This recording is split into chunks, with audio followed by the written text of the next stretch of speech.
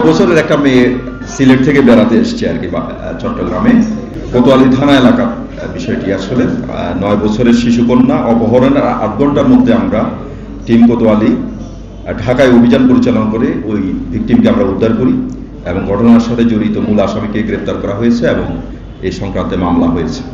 12/5/2025 তারিখ বিকাল অনুমান 3 ঘটিকার সময়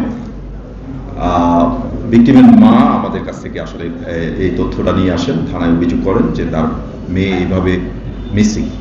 পরবর্তীতে ঘটনার বিবরণে জানা যায় তার নানার সাথে আসলে ওই মেয়েটি বেড়াতে এসেছিল। তো সে স্টেশন রোডের ওখানে নামার পরে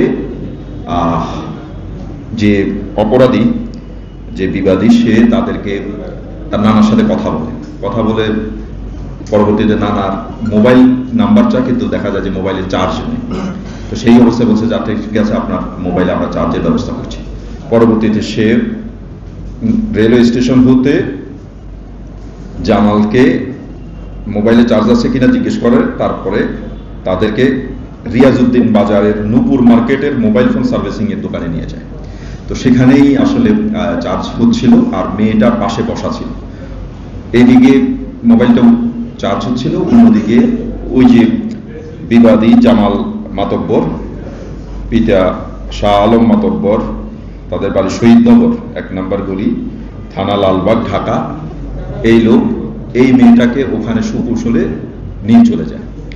তো পরবর্তীতে আমরা আসলে মোনালিসা হেভি ফ্লোর 15 পিস প্যাকেটের সাথে 8 পিসের একটি প্যাকেট একদম ফ্রি।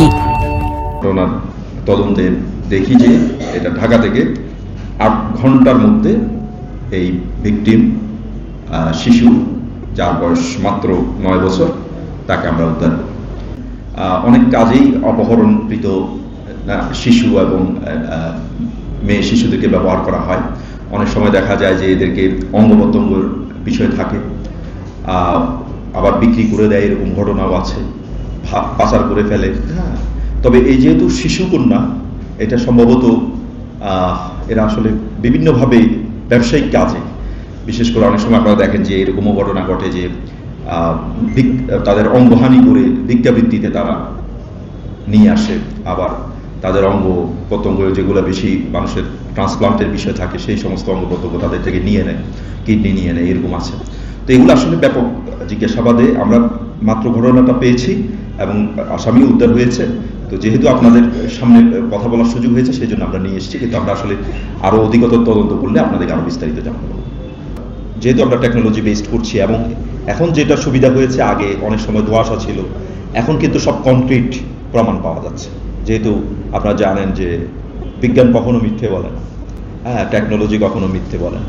কৌশলটা হচ্ছে নানা মোবাইল চার্জ দিচ্ছিল, নানা ওইদিকে মনোযোগ ছিল।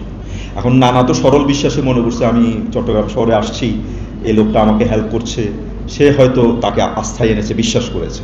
তো এই সুযোগটা কাজে লাগিয়ে একটু অবচেতন মনে, অ্যাবসেন্ট মাইন্ডে ছিলেন নানা, ওই অবস্থায় অন্য সাইডে মেয়েটা ছিল, বসা ছিল, মেয়েটাকে সে নিয়ে গেছে।